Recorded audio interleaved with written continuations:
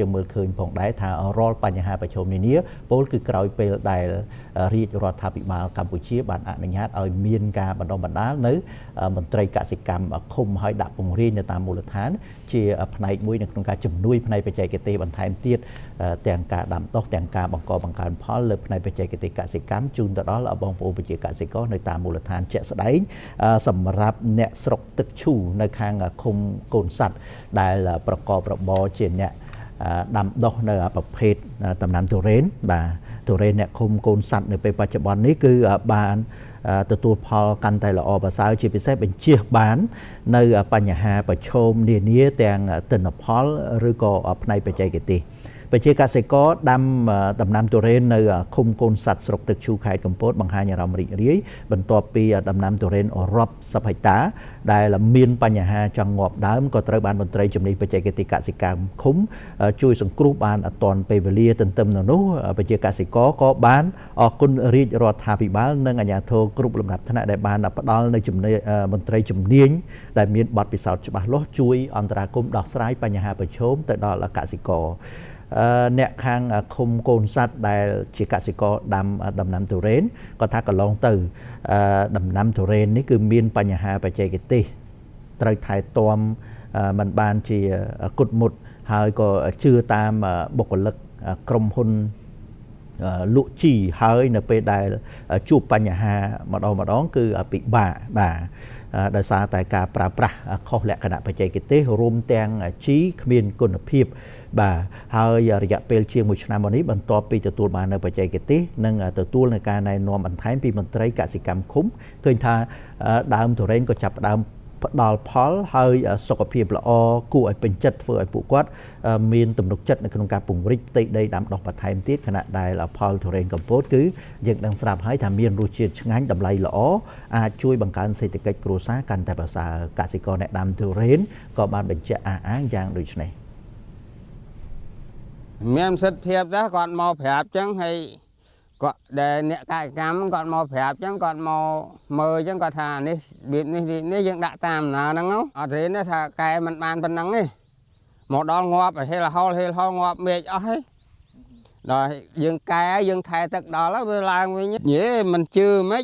យើងជឿជាក់ទាំងស្រុងអាហ្នឹងណានេះប្រាប់អីបច្ចេកទេសគេឡូវផ្សេងពីយើងពីមុនពីចាស់ពីមុនពីមុនវាពិបាកដល់ពេលបាននៅមានកសិកម្មឃុំ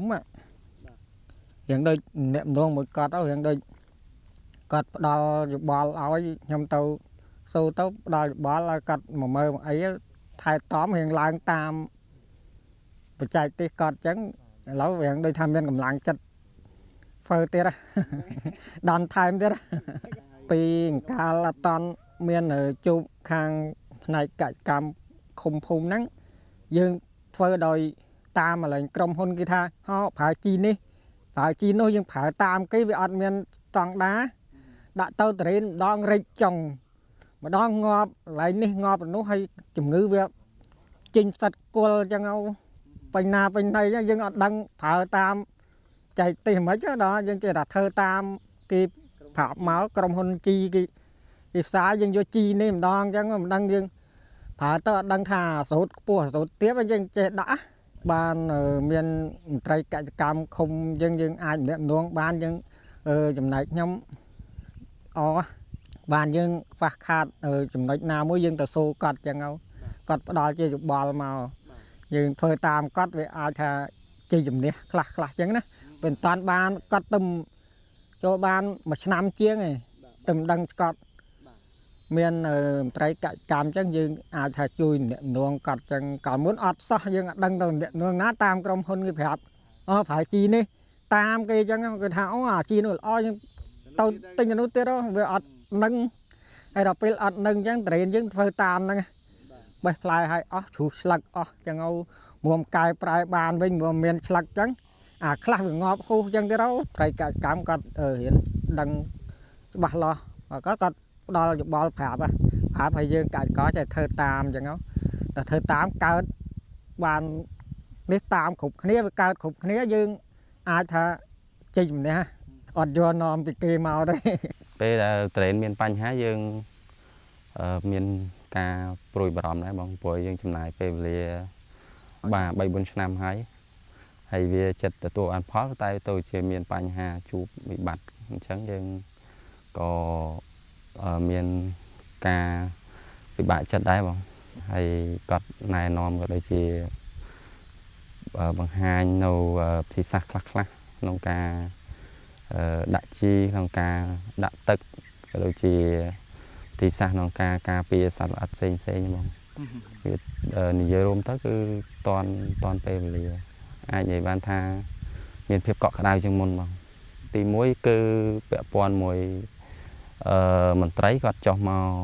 ផ្ទាល់តែម្ដងអញ្ចឹងគាត់មាន schedule របស់គាត់ចុះច្បាស់លាស់ចឹងគេថាដំណាក់កាលយកស្លឹកដំណាក់កាលយកផ្លែហើយនឹងដំណាក់កាលនៃការថែទាំបន្ទាប់ពីយើងបេះផ្លែរួចអញ្ចឹងបាទជាចុងក្រោយសូមគោរពអរគុណដល់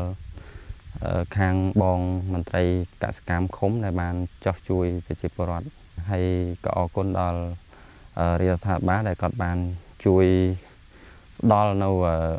មន្ត្រីខាងជំនាញកសិកម្មឃុំដែលចោះជួយប្រជាពលរដ្ឋ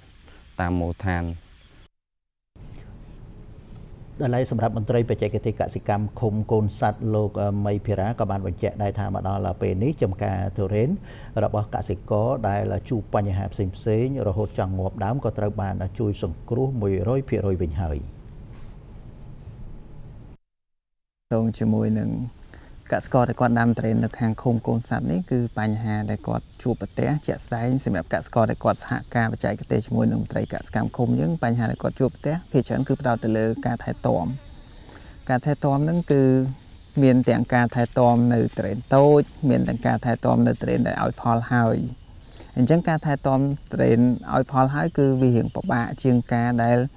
គាត់ថែនៅកូនត្រេនតូចតិចដោយសារតែលក្ខខណ្ឌនៃការថែទាំមួយចំនួនគឺយើងត្រូវថែទាំឲ្យត្រូវតាមបច្ចេកទេសព្រោះអីដោយសារតែបញ្ហានៃការប្រែប្រួលអាកាសធាតុដែលធ្វើឲ្យការថែទាំត្រេនវាមានការផ្លាស់ប្ដូរទៅតាមលក្ខខណ្ឌជាក់ស្ដែងទៅតាមតំបន់និងភូមិសាស្ត្រមួយអញ្ចឹងណាបងកម្មភាពដែលយើងធ្វើកន្លងមកយើងជួយទៅលើចការដែលគាត់មានបញ្ហាក្នុងការថែទាំហ្នឹងឃើញថាយើងជួយគាត់បាន 100% មកហើយអស់ហើយទាំងត្រេនតូចនិងត្រេនដែលឲ្យផល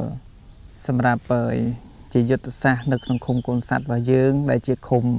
មួយដែលផ្ដោតសំខាន់ទៅលើកសិទេសចរអញ្ចឹងបានន័យថាឥឡូវហ្នឹងគឺយើងរៀបចំឲ្យចេញជាបដុំអ្នកដាំត្រេនហើយក៏ថាយើងអាចថាតាក់ទាញភ្ញៀវទេសចរជាតិនិងអន្តរជាតិដែលអាចថាមកសិក្សាដល់ចំការអាចថាមកទទួលយកនៅផលិតផលកសិផលមកដល់ចការស្រស់ហើយទាំងដែលថាដឹងពីប្រភពដើមច្បាស់លាស់ហើយដឹងតាក់ទងជាមួយនឹងថាគុណសម្បត្តិនៃការដែលទទួលទាននៅកសិផលដែលគិតគូរដល់សុខភាពហ្នឹងថាវាល្អប៉ុន្មានហើយវាគុណភាពវាល្អយ៉ាងម៉េចសម្រាប់សុខភាពអញ្ចឹងជាផែនការយុទ្ធសាស្ត្ររបស់អាជ្ញាធរស្រុកទឹកឈូក៏បានជំរុញទៅដល់អាជ្ញាធរឃុំនិងមន្ត្រីជំនាញពាក់ព័ន្ធខិតខំលើកកម្ពស់វិស័យកសិកម្មឲ្យកាន់តែប្រសើរតាមរយៈការរៀបចំជាបណ្ដុំឬក៏សហគមន៍ទាំងលើដំណាំបន្លែនិងដំណាំហូបផ្លែផ្សេងពិសេសគឺទុរេននៅឃុំកូនសត្វនេះតែម្ដងដើម្បីរួមចំណែកតាក់ទាញទៅដល់ភ្ញៀវទេសចរឲ្យមកកម្សាន្តនៅក្នុងឃុំដែលជាតំបន់កសិទេសចរឲ្យកាន់តែច្រើនឡើងខណៈដែលខេត្តកំពតក៏កំពុងតែទទួលបាននៅកំណើននៃភ្ញៀវទេសចរខ្ពស់ផងដែរអញ្ចឹងចំពោះកត្តាប្រឈមមួយចំនួនតាក់ទងទៅនឹងផលរំខានដែលងាយនឹងបង្កឲ្យមានការខាតបង់ទៅលើការបង្កើននិងដាំដុះនៅប្រភេទដំណាំទុរេនរបស់ពលរដ្ឋអ្នកខាងឃុំកូនសត្វស្រុកទឹកឈូនៅពេលនេះក៏ត្រូវបានដោះស្រាយជាស្ថាពរហើយក្រោយពេលដែលខាងមន្ត្រីជំនាញកសិកម្មឃុំនេះក៏ជាផ្នែកមួយនៃកម្មវិធីនយោបាយរបស់រាជរដ្ឋាភិបាលដែលបានបណ្ដុះបណ្ដាលអនុញ្ញាតឲ្យមានការជ្រើសរើសមន្ត្រីកសិកម្មដើម្បីដាក់ពង្រាយនៅតាមឃុំនានាជាផ្នែកជំនួយបច្ចេកទេសជូនទៅដល់បងប្អូនប្រជាកសិករនៅជាប់ផ្ទាល់ជាមួយនឹងកសិករនៅរាល់ពេលមានបញ្ហាប្រឈម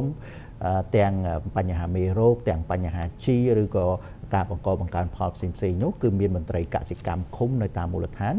ជំនួយផ្នែកបច្ចេកទេសជួយដោះស្រាយនៅបញ្ហាប្រឈមនានា